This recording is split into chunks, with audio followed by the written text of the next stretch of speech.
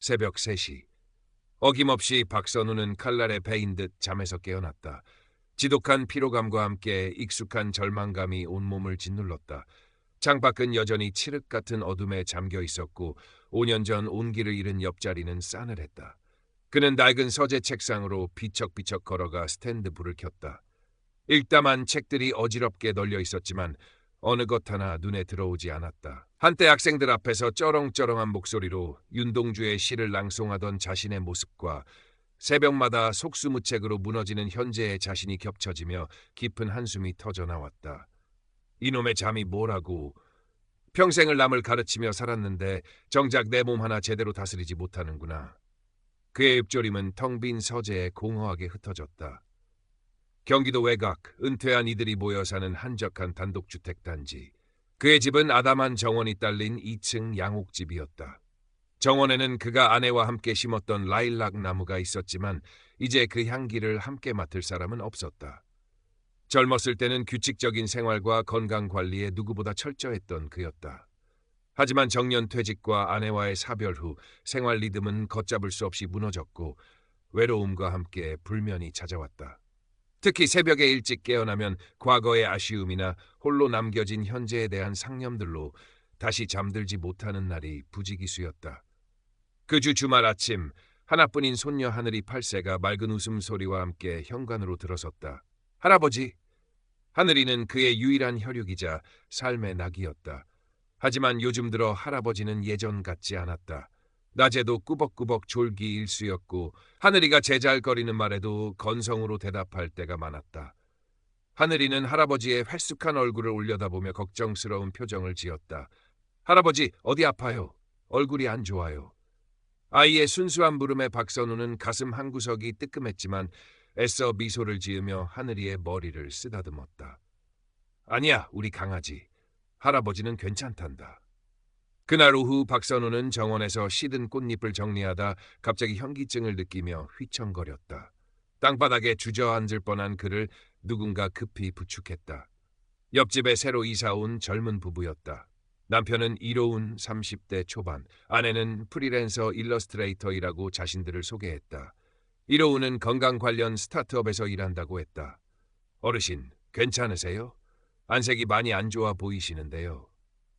이로운의 걱정스러운 목소리에 박선우는 겨우 정신을 차렸다. 아, 고맙네. 잠깐 어지러웠을 뿐일세. 이로운은 박선우의 증상을 찬찬히 듣더니 조심스럽게 입을 열었다. 어르신, 혹시 새벽에 자주 깨시거나 잠들기 어려우신 건 아니신지요? 박선우는 순간 속마음을 들킨 것 같아 당황했지만 이내 평정을 가장했다. 나이 들면 다 그런 거지. 뭘 유난스럽게. 이로운은 멋쩍게 웃으며 자신이 일하는 회사에서 만든 노년기 수면장애 관련 브로슈어를 건넸다. 저희 회사에서 최근 새벽 각성 증후군에 대한 연구를 진행하고 있는데 어르신들께 도움이 될 만한 정보가 있을 것 같아서요. 박선우는 마지못해 브로슈어를 받아들었지만 속으로는 젊은 사람들이 뭘 안다고 하는 반감이 일었다. 그의 완고한 성격은 새로운 것을 쉽게 받아들이지 못했다. 옆에 있던 오혜진이 따뜻한 허브차를 내왔다. 어르신, 이거 한번 드셔보세요. 캐모마일인데 마음이 편안해지실 거예요. 그녀의 부드러운 미소와 따뜻한 차 한 잔에 박선우는 자신도 모르게 경직되었던 마음이 조금 누그러지는 것을 느꼈다. 그는 오랫동안 누구에게도 털어놓지 못했던 새벽의 고통에 대해 조금씩 이야기하기 시작했다. 오혜진은 가만히 그의 말에 귀 기울여 주었고 그저 들어주는 것만으로도 박선우는 얼마간의 해방감을 느꼈다. 며칠 후 주말에 놀러왔던 하늘이가 놓고 간 스케치북을 정리하던 박선우는 종이 한 장을 발견하고 그대로 얼어붙었다. 잠 못 자는 슬픈 할아버지라는 제목 아래 창백한 얼굴로 침대에 누워 괴로운 표정을 짓고 있는 자신과 그 옆에서 금방이라도 울음을 터뜨릴 듯한 표정으로 자신을 바라보는 작은 하늘이의 모습이 서툴지만 너무나도 진솔하게 담겨 있었다. 박선우는 마치 망치로 머리를 한 대 얻어맞은 듯한 큰 충격을 받았다. 자신이 애써 외면하고 부정하려 했던 고통이 사랑하는 손녀의 눈에는 그토록 아프고 슬프게 비치고 있었다는 사실에 그는 깊은 자책감과 미안함에 숨이 막혔다. 내가 하늘이에게 이런 슬픔을 주고 있었구나. 그날 밤 박선우는 한숨도 자지 못했다. 손녀의 그림은 그에게 단순한 충격을 넘어 깊은 자기 성찰의 계기가 되었다. 그는 자신이 품이 있는 노년을 운운하며 정작 가장 가까운 손녀에게 걱정과 슬픔을 안겨주고 있었다는 사실을 깨달았다. 자신의 완고함과 쓸데없는 자존심이 결국 스스로를 고립시키고 사랑하는 사람들에게까지 상처를 줄 수 있다는 것을 통감했다. 이대로 무너져서는 안 된다. 하늘이에게 웃는 할아버지의 모습을 보여주고 싶다. 간절한 마음이 그의 가슴을 뜨겁게 두드렸다. 다음 날 아침, 박선우는 떨리는 손으로 이로운에게 전화를 걸었다. 이복의 젊은이, 지난번에 이야기했던 그 새벽에 깨는 것 말일세. 다시 한번 자세히 알려줄 수 있겠나? 그의 목소리는 작고 힘이 없었지만 그 안에는 변화를 향한 절실함이 담겨 있었다. 이로운은 박선우의 목소리에서 진심을 읽고 기꺼이 돕겠다고 말했다. 그는 박선우의 집을 방문하여 규칙적인 기상 및 취침 시간의 중요성, 저녁 식사 후 가벼운 활동, 침실 환경 개선, 암막 커튼, 적정 온도 유지 등 구체적인 생활 습관 개선 방법을 알려주었다. 또한 스마트워치를 활용하여 수면 데이터를 기록하고 패턴을 분석하는 방법도 친절하게 설명해 주었다. 박선우는 처음에는 모든 것이 어색하고 귀찮았다. 평생 지켜온 습관을 하루아침에 바꾸는 것은 생각보다 훨씬 어려운 일이었다. 하지만 침대 머리맡에 놓인 하늘이의 그림을 볼 때마다 그는 다시 마음을 다잡았다. 그래, 하늘이를 위해서라도, 나 자신을 위해서라도 이겨내야 한다. 그는 서툰 솜씨로 스마트워치를 조작하고 매일 정해진 시간에 잠자리에 들려 노력했다. 저녁에는 텔레비전 대신 잔잔한 클래식 음악을 듣거나 아내가 생전에 좋아했던 시집을 꺼내 읽었다. 오해진은 그런 박선우에게 함께 아침 공원 산책을 제안했다. 어르신, 아침 햇살을 쬐면서 걷는 게 수면 호르몬 분비에 아주 좋대요. 저희랑 같이 가볍게 걸으시는 거 어떠세요? 박선우는 처음에는 내키지 않았지만 오해진의 밝은 미소에 이끌려 마지못해 따라 나섰다. 집 근처 공원은 푸른 녹음으로 가득했고 상쾌한 아침 공기와 따스한 햇살은 그의 굳었던 마음을 조금씩 녹여주었다. 그는 오랜만에 느껴보는 생기에 자신도 모르게 입가에 옅은 미소가 떠올랐다. 공원을 걷던 중 이로운이 한쪽에 조성된 황도길을 가리키며 말했다. 어르신, 저기 황도길에서 맨발로 걸어보시는 건 어떠세요? 어싱이라고 하는데 땅의 에너지를 직접 느끼면서 혈액순환도 돕고 숙면에도 효과가 있다는 연구 결과가 있어요. 박선우는 질색하며 손사래를 쳤다. 허허, 이 나이에 무슨 교사 체면에 맨발로 당치도 않네. 하지만 때마침 산책에 따라 나섰던 하늘이가 눈을 반짝이며 외쳤다. 와, 할아버지 맨발 걷기? 재밌겠다. 우리 같이 해요. 소녀의 해맑은 조르기와 오해진의 부드러운 권유에 박선우는 결국 못 이기는 척 신발과 양말을 벗었다. 처음 맨발로 밟은 황토의 감촉은 차갑고 어색했다. 발바닥을 간지리는 작은 돌멩이와 풀잎의 느낌이 생경했다. 하지만 몇 걸음 옮기자 점차 발바닥을 통해 땅의 온기가 느껴지기 시작했다.